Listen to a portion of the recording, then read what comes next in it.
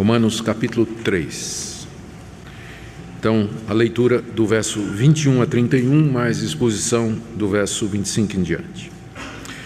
Mas agora, sem lei, se manifestou a justiça de Deus, testemunhada pela lei e pelos profetas.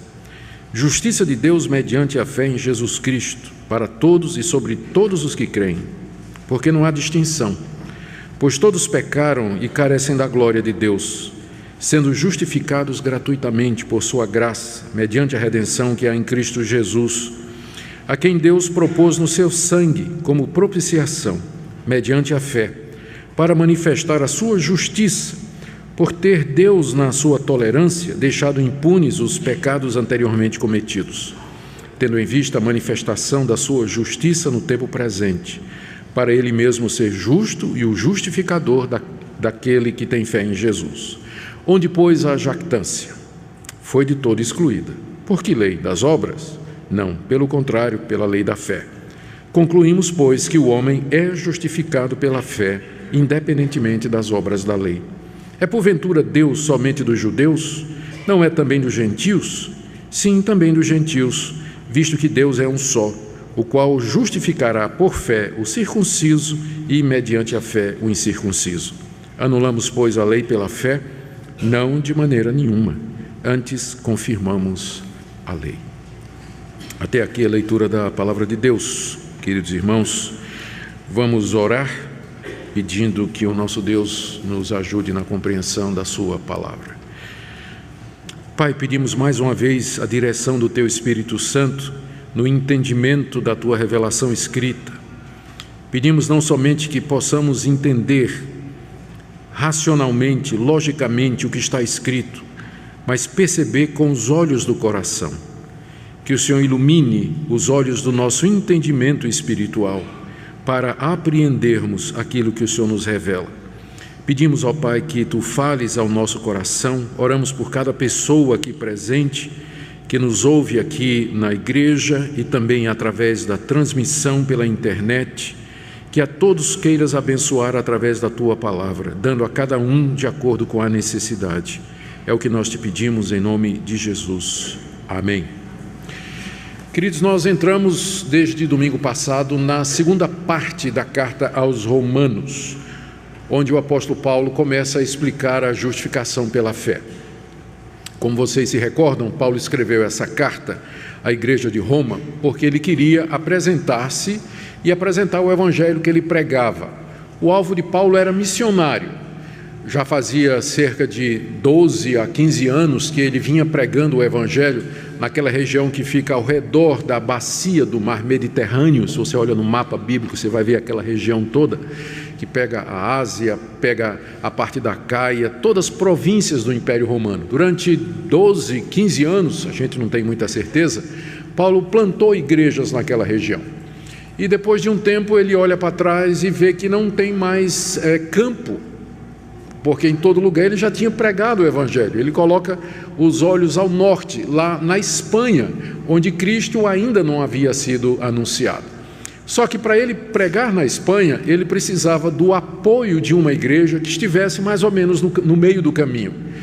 E exatamente a igreja de Roma se encaixava nisso aí. Paulo não era conhecido da igreja de Roma, ele não era o fundador da igreja de Roma, embora houvesse na igreja de Roma pessoas que o conheciam. É só dar uma olhadinha no capítulo 16 dessa carta aos Romanos, e lá nós vemos que Paulo cumprimenta e chama por nome mais de 20 pessoas, que provavelmente haviam conhecido Paulo fora de Roma, durante o seu trabalho missionário, e haviam migrado lá para a capital do império, e elas tinham esse conhecimento a respeito de Paulo. Mas a liderança da igreja, a igreja em si, não conhecia o apóstolo Paulo. Então, é necessário que o apóstolo Paulo se apresente à igreja de Roma e que exponha os seus planos de pregar o evangelho na Espanha e indague da igreja se a igreja estaria disposta a apoiá-lo nesse trabalho missionário.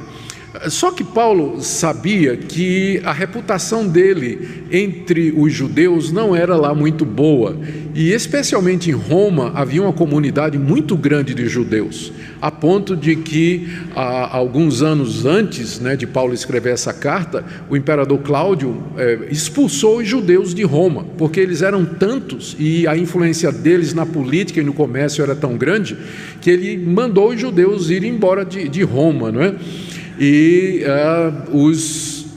como o império não fazia a diferença entre judeu e cristão naquela altura, para eles os cristãos eram uma seita do judaísmo, então muitos cristãos também foram mandados embora. Tem até um autor pagão daquela época, um historiador daquela época, não tinha nada de cristão, ele até registra esse fato e diz que o imperador Cláudio acabou expulsando os judeus de Roma por causa da instigação de um tal de Cresto. Mas quem seria esse Cresto? E se fosse Cristo? O historiador romano, ele não sabia muito bem a distinção. Cristo é uma palavra em aramaico, Então ele citou como Cresto, disse que foi por causa de Cresto que o imperador mandou os judeus embora. Então alguns estudiosos até acham que o que aconteceu é que a igreja cresceu tanto em Roma, e os judeus com toda aquela perseguição, que o imperador, que não sabia a distinção entre um e outro, só ouvia falar do tal de Cristo, ele mandou expulsar todo mundo que seguia Cristo ou Cresto, E aí, nessa saída de Roma, saiu aquele famoso casal, Áquila e Priscila, que Paulo encontra mais adiante, se tornam companheiros, fazedores de tendas e tudo mais. Então, Paulo sabia que lá em Roma, o nome dele não era lá muito bem visto, E havia na igreja muita gente que tinha vindo do judaísmo e que tinha questões a respeito do apóstolo Paulo. Corria boatos de que Paulo era um mercenário, que Paulo havia traído a fé dos seus ancestrais, que ele ensinava uma outra mensagem que não era a mensagem do verdadeiro Deus, que ele desanimava os judeus a seguirem a tradição dos seus pais. Então, o apóstolo Paulo, nessa carta preparatória para a visita dele, ele antecipa alguma das questões que ele sabe que quando ele chegar lá em Roma, vão perguntar para ele. Então é por isso que a carta aos Romanos ela pode ser definida como uma carta missionária, onde Paulo apresenta o evangelho que ele prega à luz das questões judaicas daquela época. É por isso que na carta você tem tanta referência à lei de Moisés, obras da lei, circuncisão. Ele fala de Abraão, ele fala de Davi, fala dos patriarcas, fala de Israel. Está cheia de referências ao Antigo Testamento, a carta, exatamente porque o ambiente que a carta encontraria era esse ambiente judaico e que não era exatamente um ambiente muito favorável ao apóstolo Paulo. Então ele divide a sua carta em 5 ou 6 partes. Na primeira parte, ele mostra a perdição de todos os homens. Todos os homens estão perdidos, inclusive os pagãos que estão lá na Espanha. Por isso que eu preciso pregar o evangelho para eles. Eles nunca ouviram falar de Deus, mas eles estão perdidos do mesmo jeito por conta da revelação que Deus fez de si mesmo na natureza e na consciência deles. Mas não só eles, os judeus também estão perdidos, porque eles receberam a lei de Deus, mas eles não guardam a lei de Deus, eles não cumprem a palavra de Deus. Então judeus e gentios estão todos perdidos, e é por isso que eu preciso pregar o evangelho. Não me envergonhe do evangelho, porque é o poder de Deus para a salvação de todo aquele que crê, primeiro do judeu e também do gentio, diz ele logo no começo da carta. Então os capítulos 1, 2 e até metade do 3, nesses capítulos o apóstolo Paulo fala da perdição de toda a raça humana. E agora, metade do capítulo 3 até o final do capítulo 5, ele vai expor de que maneira o Deus justo salva pecadores de entre os gentios e de entre os judeus, que é mediante a fé em Jesus Cristo. Do capítulo 6 até o capítulo 8, ele vai explicar de que maneira as pessoas que são salvas pela fé em Jesus Cristo, judeus e gentios, elas devem viver aqui nesse mundo. Ele vai falar de como Cristo nos liberta do poder do pecado, capítulo 5. Ele vai falar da nossa união com Cristo, que é a base para a nossa salvação e santificação, capítulo 5.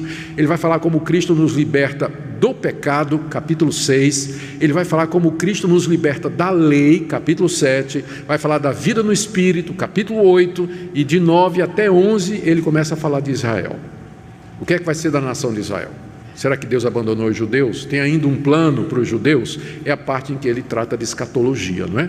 E aí de 12 até o final, ele dá orientações práticas para a igreja. Ele fala a respeito dos dons espirituais, unidade, vida de santidade, como se relacionar com os irmãos em questões de diferença de opinião. E ele termina no capítulo 14 e 15 falando dos seus planos de ir para Roma e de ir para a Espanha, mas antes passar em Roma e receber o apoio da igreja para esse empreendimento missionário. O capítulo 16 são saudações que ele faz. Então nós estamos aqui no início do capítulo 2, em que Paulo está, no início da segunda parte da carta, onde o apóstolo Paulo está falando da justificação pela fé, como Deus justifica pecadores. E no domingo passado nós vimos, do verso 21 até o verso 24, os seguintes pontos que Paulo fala a respeito do caminho de Deus. Ele diz que Deus é justo, mas Deus justifica pecadores. É assim que ele nos salva, através de uma justiça que não é nossa, mas a justiça de Jesus Cristo, que nos é aplicada, que nos é imputada. E essa aplicação da justiça de Deus e, portanto, da sua salvação, acontece sem as obras da lei. Não é alguma coisa que nós merecemos, não é porque nós temos o direito, não é alguma coisa que se originou em nós, mas é o próprio Deus que gratuitamente nos oferece essa justificação. Ela estava ensinada no Antigo Testamento, desde o início do mundo, mas estava na forma de símbolos, de figuras, estava meio que velado, mas agora, no tempo presente, com a vinda de Jesus Cristo, essa justiça de Deus, a maneira pela qual ele justifica pecadores, ficou clara, com o testemunho, inclusive, do Antigo Testamento. Ele ensina que Deus dá gratuitamente essa justiça mediante a fé em Jesus e que a base dessa justiça que Deus nos dá é a redenção que há em Cristo Jesus. E aqui, isso foi até o verso 24, né? De 21 até 24. A partir do verso 25, o que a gente percebe é uma preocupação do apóstolo Paulo em explicar aos seus leitores de Roma o que poderia ter parecido uma injustiça da parte de Deus.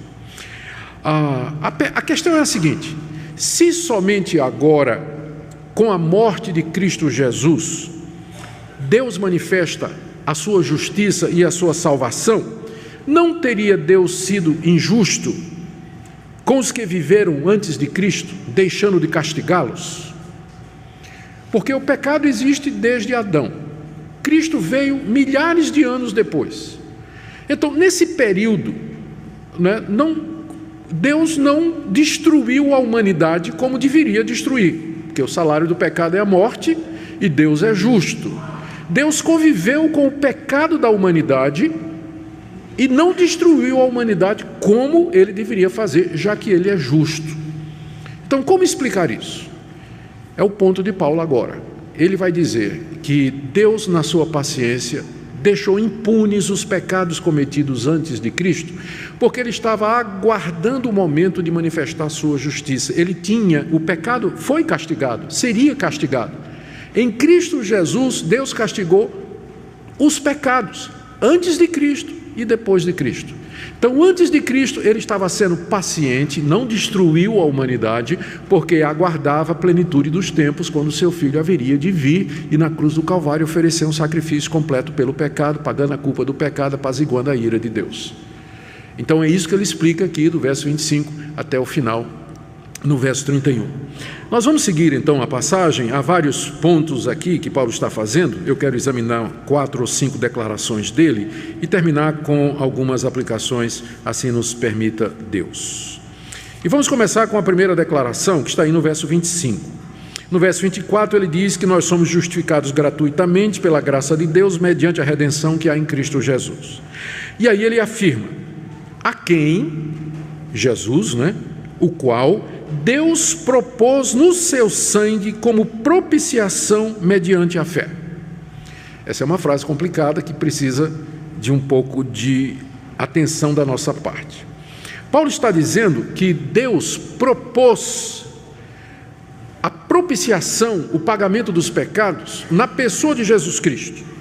Essa palavra aí, propor, significa apresentar alguma coisa publicamente, fazer uma oferta diante de todos, é uma manifestação pública de uma proposta. Ou seja, antes de Cristo, a intenção de Deus e o plano de Deus não era assim tão claros. Estavam lá no Antigo Testamento, prefigurados nos símbolos, tipos e figuras. Nós vamos ver um deles daqui a pouco. Mas foi somente agora que Deus propôs, Deus apresentou publicamente o seu plano. Com a vinda de Cristo, essa proposta se torna pública. Agora todos podem ver, todos podem saber de que maneira Deus é justo em castigar o pecado em Cristo e dessa forma justificar pecadores. Ou seja, Deus apresenta à humanidade publicamente, claramente, o caminho pelo qual a humanidade pode se livrar da sua ira. Isso aqui é importante nós lembrarmos, porque o fulcro da questão é essa aqui. Nos capítulos 1, 2 e metade do capítulo 3, o apóstolo Paulo disse que a humanidade está debaixo da ira de Deus. A ira de Deus é a reação justa de Deus diante do pecado. Todos pecaram. Os judeus pecaram, os gentios pecaram, desde Adão até o dia de hoje, somos todos pecadores, não há exceção nenhuma. A humanidade está debaixo da ira de Deus, ou seja, ela está sujeita a ser castigada por Deus, aqui nesse mundo, com castigos temporais, e na eternidade, com sofrimento eterno. Com sofrimento eterno. Então, é essa a situação da humanidade. De que maneira, então, Deus pode aplacar a sua ira? De que maneira nós podemos, a ira de Deus pode ser satisfeita? Porque terrível coisa é cair nas mãos do Deus vivo, como diz já a carta aos Hebreus. Então, como é que nós escapamos de um Deus irado, que está irado conosco pelos nossos pecados? O próprio Deus propôs isso. Ele propôs isso, ele veio a público para dizer de que maneira a ira dele, justa, porque somos pecadores, pode ser apaziguada. De que maneira a ira justa dele pode ser apaziguada. Então ele propôs isso. O que ele propôs é aqui, voltando ao verso 25, ele propôs a Jesus Cristo como propiciação. Eu fiquei muito feliz que essa nova versão que está sendo feita da Almeida corrigida, da Almeida atualizada, que é a Bíblia que a gente usa, ela não trocou a palavra propiciação, porque vocês vão ver aí que outras Bíblias, em vez de propiciação, trazem aceitação, a maneira como Deus, pagamento pelo pecado, e tira essa palavrinha que é essencial e tão carregada teologicamente, que é a palavra propiciação. O que Paulo quer dizer com isso? Que a proposta de Deus é Jesus Cristo como propiciação. O que significa propiciação? Literalmente, o que Paulo está falando é que Deus propôs publicamente Jesus Cristo como propiciatório. Propiciatório. O que é o propiciatório? Os leitores do Antigo Testamento vão se lembrar disso aí. O propiciatório era aquela tampa que tinha em cima da arca da aliança. Deus mandou Moisés fazer uma arca e cobrir aquela arca com uma tampa. Essa tampa tinha 1,10 m por 60. 1,10 m por 60. Ela tinha que ser feita de ouro puro, ouro batido. Em cima da tampa, Moisés tinha que colocar 2 querubins de ouro, 2 anjos, batidos em ouro, e voltados um para o outro, com as asas se tocando no meio. E dentro da arca, debaixo da tampa, era para colocar os 10 mandamentos. E aquela arca, ela ficava escondida lá dentro do Santo dos Santos. Ninguém via aquela arca, só quem via era o sumo sacerdote, uma vez por ano, no dia da expiação, que era o dia da propiciação, o Yom Kippur, até hoje os judeus celebram essa data, em que o sumo sacerdote entrava ali, levando o sangue de 2 animais, de um novilho, que era primeiro pelos pecados dele. Ele não podia entrar lá sem primeiro se purificar com o sangue do novilho. E uma vez que ele entrou lá no Santo dos Santos, lá no santuário, na frente da arca, ele derramava o sangue de um carneiro em cima da arca, como pagamento pelo pecado do povo de Deus. Então o nome daquela tampa onde o sangue era derramado, o nome é propiciatório.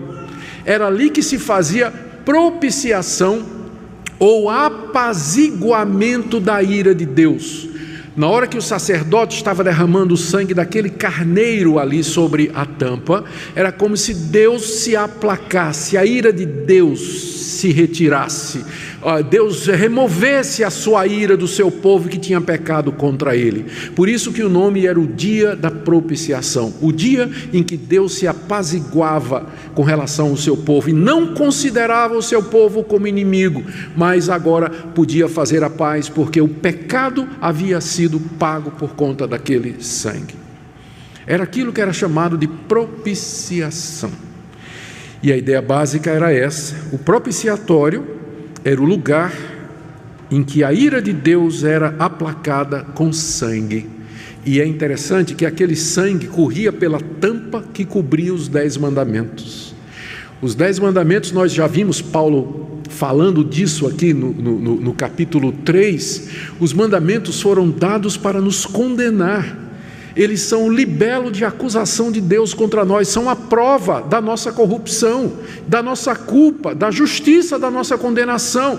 Mas agora a lei não podia mais condenar o israelita. Por quê? Porque entre a lei e o israelita estava o propiciatório coberto de sangue. Então ele não era mais atingido pela condenação da lei. O sangue cobria a tampa da arca e a lei não atingia mais a nação, e a nação, portanto, era perdoada e aceita. Paulo nos diz aqui, agora podemos ler, o verso 25 com esse pano de fundo e entender o que é que Paulo está dizendo. Deus propôs no sangue de Jesus, propôs a Cristo, isso quer dizer, no seu sangue, no sangue de Cristo, como propiciação. Então, essa é a figura que Paulo está usando aqui para descrever o que Cristo fez por nós. Ele é a propiciação que Deus publicamente demonstrou e mostrou ao mundo. É dessa forma que Deus resolve o problema de como é que Ele pode continuar justo e perdoar pecadores injustos. A resposta é o propiciatório.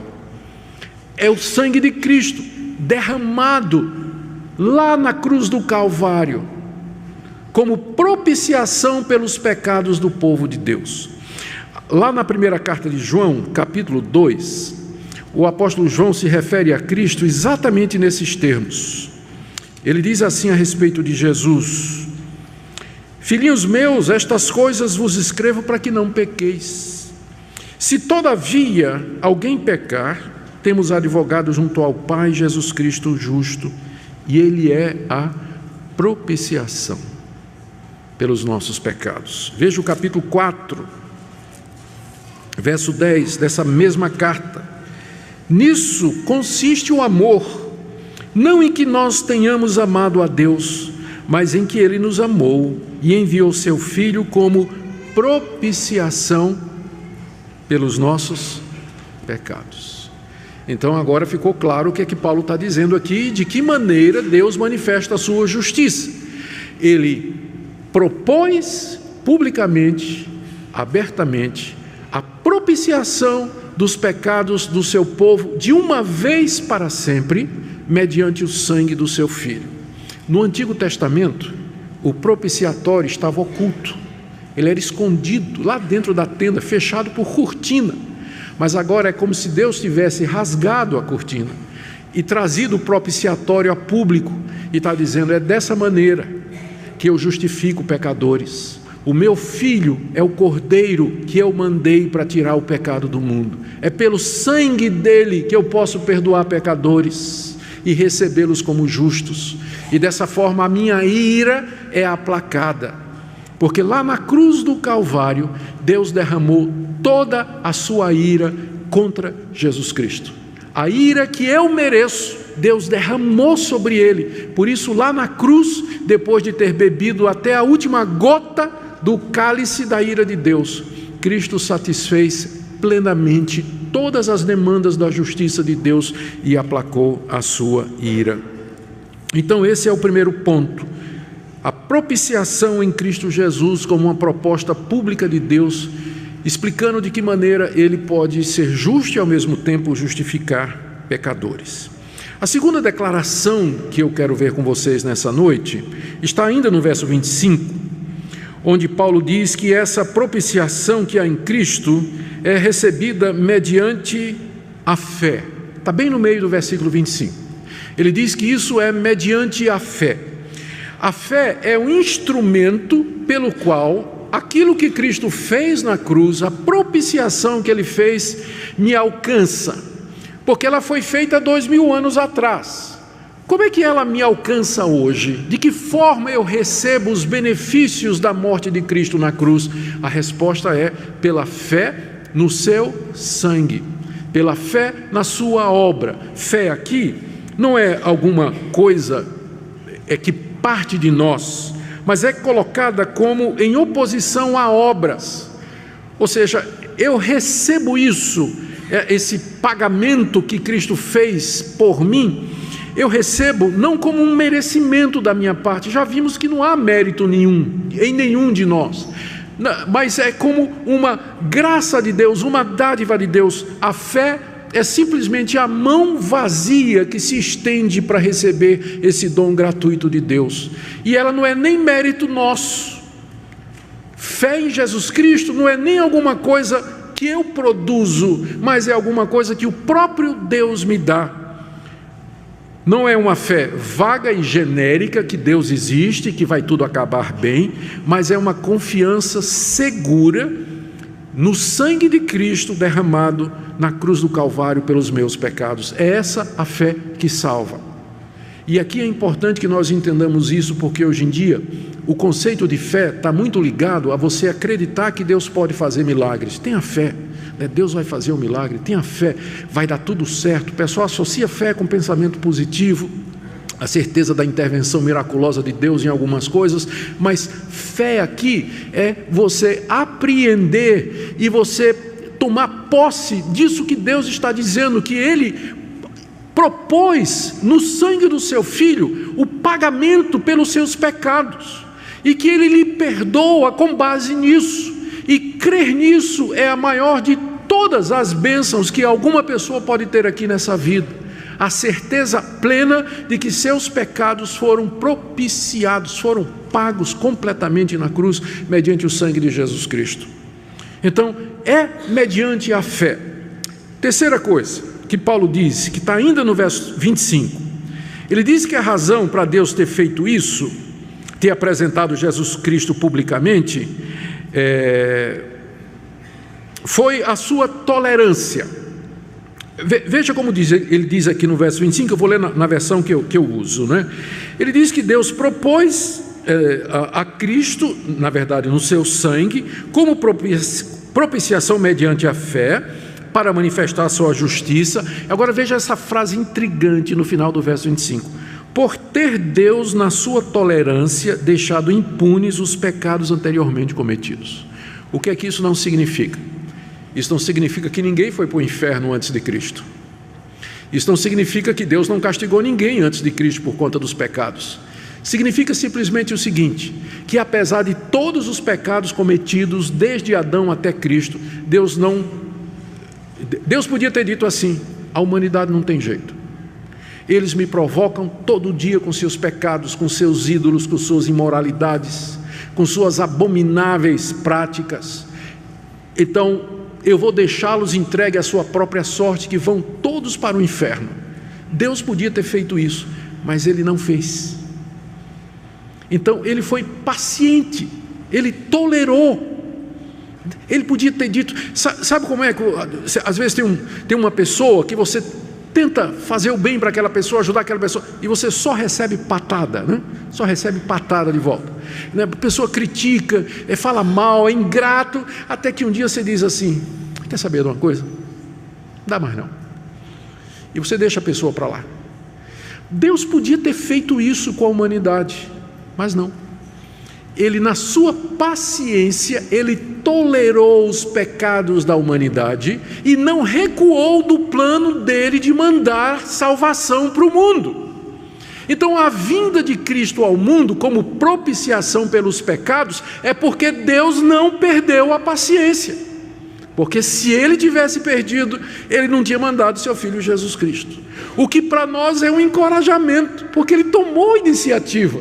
Ele veio ao nosso encontro, apesar de que nós não merecíamos. Mas ele propôs, ele mesmo se apresentou e disse: eu tenho a solução, apesar do que vocês são, apesar do que vocês fizeram, de como a humanidade me rejeitou, não somente os gentios, mas os judeus, mas aqui eis o Cordeiro de Deus que tira o pecado do mundo.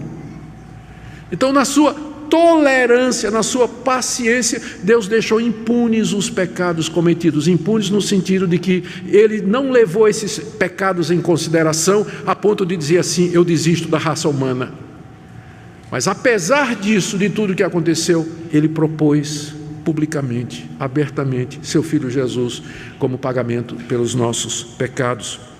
É isso que, essa é a razão pela qual Deus mandou o seu Filho. E essa é a razão porque que ele deixou, né, impunes, né? No sentido, alguém poderia até dizer o seguinte: mas como é que Deus... A gente sabe que o sangue dos animais que eram sacrificados lá no templo em prol dos pecadores, eles não têm o poder de perdoar pecados. Então, com base em que Deus perdoava pecados no Antigo Testamento, já que sangue de animal não paga pecado? A resposta é que Deus já tinha preparado um sacrifício real pelos pecados, o sacrifício do seu próprio Filho, em que ele assume o lugar do pecador, recebe a ira de Deus e quita a justiça de Deus completamente. Então Deus olhava para o futuro. Nós dizemos, as pessoas perguntam: como é que então no Antigo Testamento as pessoas eram salvas antes de Cristo vir? A resposta é: eles eram salvos da mesma forma que nós somos salvos hoje. Sempre houve somente um caminho de salvação.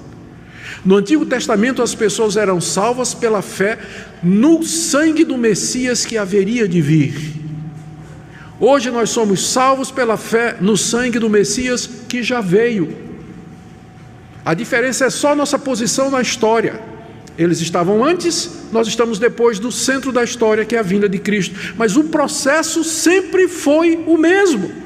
O israelita fiel no Antigo Testamento, ele olhava com esperança para a expectativa messiânica. Ele sabia que aqueles animais ali, cujo sangue era derramado, eram apenas uma figura daquilo que Isaías descreve no capítulo 53. O servo sofredor, o Filho de Deus, o Messias ungido, sofrendo e pagando o pecado da nação. Então ele olhava pela fé no cumprimento das promessas de Deus. Hoje nós olhamos para trás e vemos que a promessa já foi cumprida e nos ligamos a Cristo pela fé. Eles se ligavam a Cristo pela fé antes, nós nos ligamos a Cristo pela fé. Eles olhavam para frente, a gente olha para trás. Mas é a mesma coisa, sempre foi. A propiciação sempre foi mediante o sangue de Jesus. Agora deixe-me ir rapidamente para a quarta declaração de Paulo, e aqui nós já nos movemos do verso 35 para o verso 26. Ele diz no verso 25 que Deus fez isso para manifestar a sua justiça, está vendo aí? E no verso 26 ele repete, para que a gente não perca a linha de pensamento, tendo em vista a manifestação da sua justiça no tempo presente. Por que Deus precisava manifestar a sua justiça? Por que ele precisava se justificar? Nós já dissemos, poderia dar a impressão de que ele era injusto. Primeiro, porque ele não puniu, não desistiu da raça humana no Antigo Testamento, e também porque agora ele vem com um plano para perdoar pecadores culpados. Como é que esse Deus, ele parece que às vezes é leniente demais, e às vezes parece que ele é severo demais? Como é que é isso? Então, para que Deus manifestasse a sua justiça, para que ele mostrasse que ele é justo, que ele é coerente, então ele propôs Jesus Cristo publicamente como sendo o caminho da salvação. E na cruz de Cristo você tem a resposta para essa pergunta: como é que Deus pode ser justo e ao mesmo tempo perdoar pecadores culpados, perdoar pessoas injustas? E a resposta é essa aqui: que Deus na cruz castiga o pecado, toma a justiça de Cristo, a obra que ele fez, o mérito, o crédito que ele obteve na cruz, e gratuitamente aplica ao pecador. Ao mesmo tempo, ele é justo e justificador. É o que Paulo diz no verso 26. Veja aí comigo, tendo em vista a manifestação da sua justiça no tempo presente, para ele mesmo ser justo e justificador daquele que tem fé em Jesus. Aqui Paulo termina a exposição da justificação pela fé.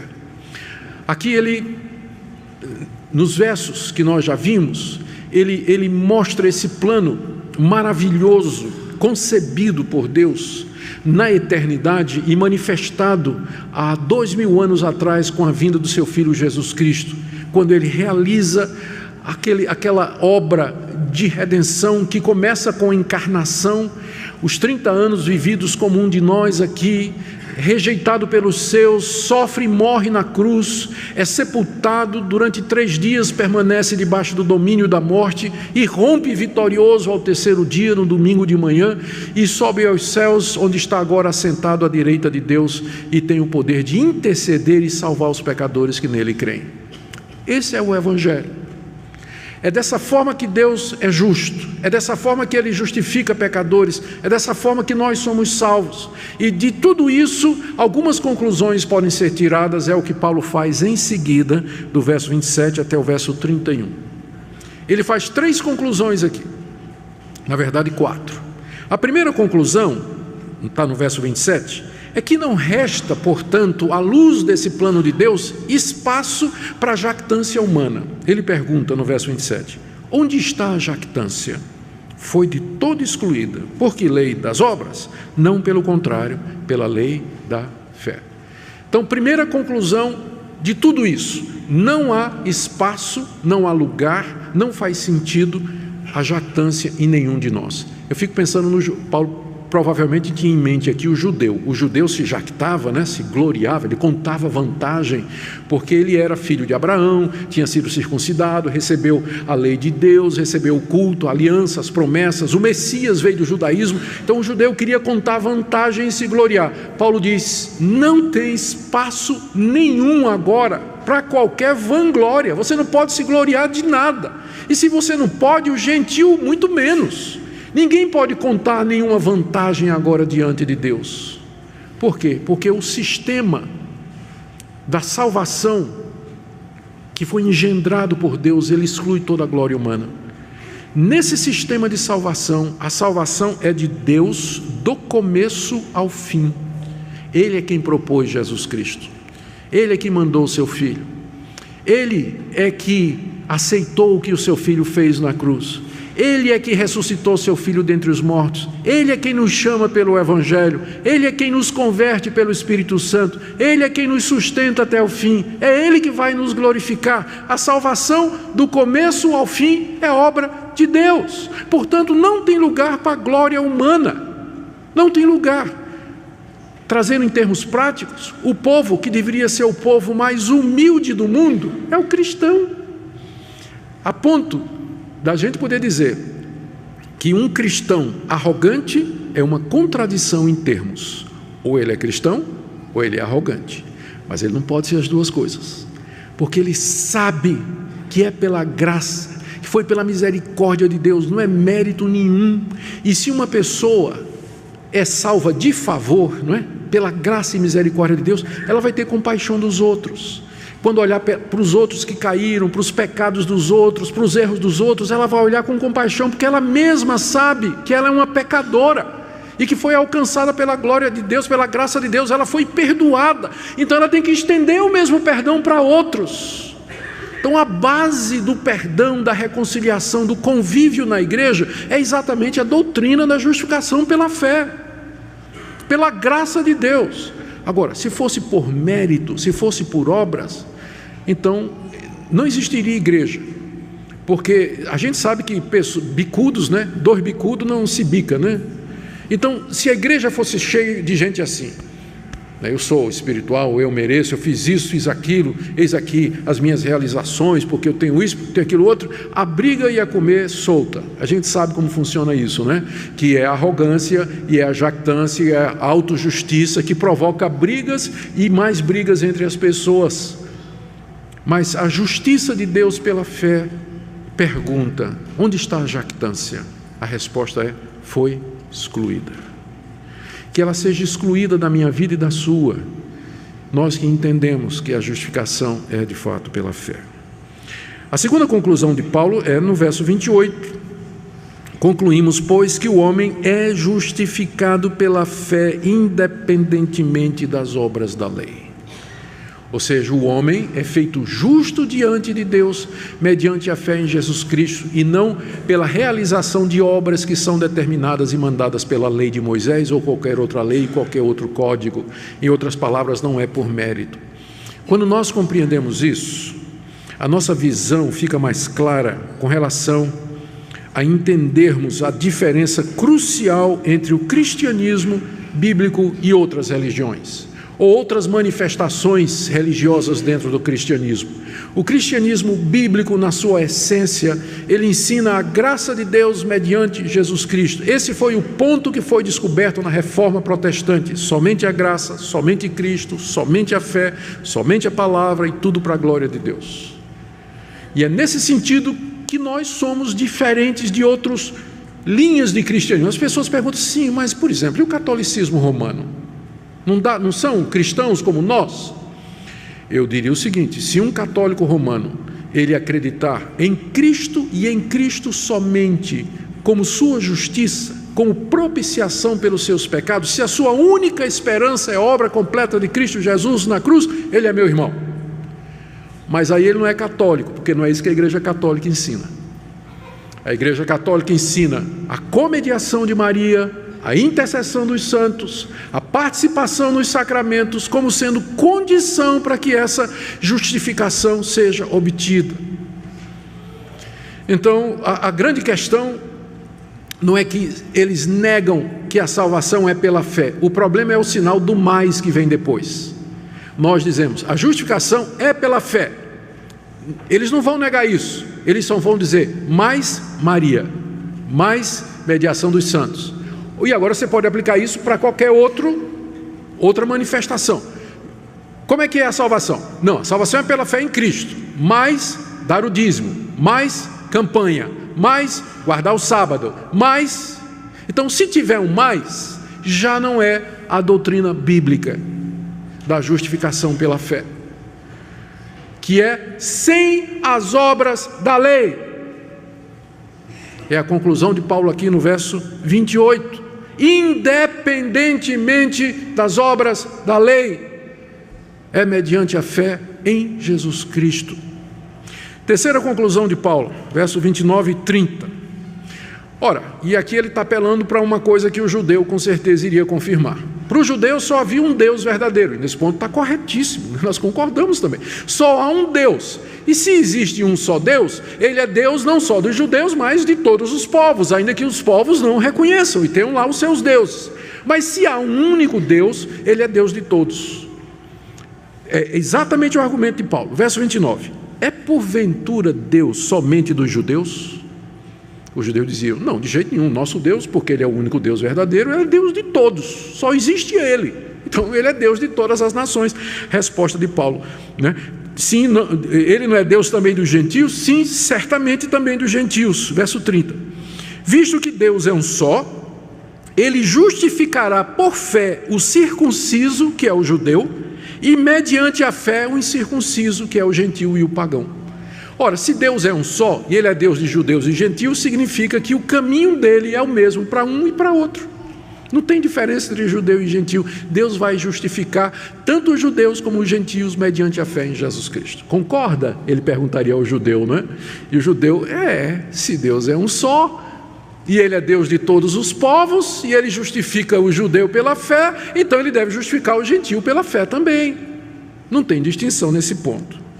E aí no verso 31, a quarta conclusão do apóstolo Paulo, que na verdade não é uma conclusão, ou é uma conclusão também, mas ele está aqui antevendo uma pergunta. Olha só o verso 31. Anulamos, pois, a lei pela fé?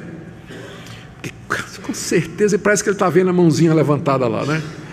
Paulo, você acabou de dizer que nós somos salvos independentemente das obras da lei. Então você quer dizer que o evangelho, a justificação pela fé, anula a lei? A lei não tem mais papel na vida do crente, os 10 mandamentos. Para que servem os 10 mandamentos agora? Se não salva, tanto faz se eu guardo ou se não guardo. E agora, anulou a lei? Resposta de Paulo: de jeito nenhum. Antes, nós confirmamos a lei. Como confirma a lei? Como a justiça pela fé confirma a lei? Olha, é muito simples. Lutero, talvez foi quem melhor explicou isso, com uma frasezinha com duas expressões muito descritivas. Ele disse assim: a lei nos manda a Cristo para justificação, e Cristo nos manda de volta a lei para a santificação. Uma pessoa que foi salva pela graça e não pelas obras da lei, se aproxima de Deus e pergunta: meu Salvador, me salvaste merecidamente, que posso fazer para agradar-te? Resposta de Deus: não terás outros deuses diante de mim, não farás para ti imagem de escultura, não tomarás o meu nome em vão, respeita pai e mãe, não mente, não adultera, não cobiça nada do teu próximo, não tira a vida do teu próximo. Ou seja, a lei me leva a Cristo, porque ela diz assim: você é um pecador, corra porque eu vou lhe pegar. Corra para Cristo, porque debaixo de mim você está condenado. Os 10 mandamentos gritam isso, que nós somos pecadores miseráveis e passíveis de condenação, e nós fugimos da lei e nos abrigamos nos braços de Jesus. Jesus nos recebe e diz: bem-vindo, agora você vai voltar. Só que você vai voltar como perdoado e justificado, porque eu cumpri toda a lei, e você agora vai seguir a lei como norma de gratidão. É assim que a lei é confirmada pelo Evangelho. Ela é a nossa norma de gratidão. Você foi justificado pela fé, mediante a graça, sem obras da lei. Quer saber agora como é que você vai viver? Não terás outros deuses diante de mim, não farás para ti imagem de escultura, não adultere, não roube, não faça nada disso. É assim que você vai agradar a Deus. A lei não é nosso caminho de salvação, mas é nossa norma de gratidão. Como é que eu agradeço o que Deus fez por mim? Nas outras religiões, você guarda a lei para ser salvo. No cristianismo, primeiro eu sou salvo, e depois eu vou guardar a lei como expressão da minha gratidão. Então é nesse sentido que o Evangelho, ele não anula a lei, ele confirma a necessidade da lei. A lei continua dizendo: você é um pecador, Augustus, você é um pecador, você errou aqui, você errou aqui, corra para o sangue do Cordeiro, arrependa-se, mude, confesse, entregue-se a Deus, clame pelo sangue de Jesus. Então a lei permanece como sendo expressão da vontade santa de Deus e a norma pela qual eu vou guiar a minha vida. Anulamos a lei? Não, pelo contrário, confirmamos a lei. Eu quero terminar aqui com 2 conclusões. A primeira delas, aliás, todas as duas já foram tocadas aqui, estou fechando apenas. Eu acho que ficou claro dessa exposição inicial de Paulo. Ele vai continuar falando da justificação pela fé no capítulo 4, nós veremos isso mais adiante. Mas ficou claro o que é que Paulo está dizendo, e a Bíblia toda, que a redenção do pecador, do começo ao fim, é obra de Deus. É Ele quem propôs esse plano maravilhoso, não foi iniciativa humana. Ele que proveu o sacrifício necessário para aplacar a sua ira. E, portanto, o que o Evangelho nos ensina é que esse Deus vem a nós. Ele vem a nós. Ele vem ao nosso encalço. Ele nos procura. Por isso, ânimo, meu irmão. Ele te chama. Ele te chama nessa noite. Ele vem até você e Ele chama você e diz: entenda a sua situação, seu pecado, sua culpa e sua miséria. Olhe para a cruz, para a propiciação, o sangue do meu filho. Creia, arrependa-se dos seus pecados e deposite sua confiança somente em mim. Ânimo, irmão.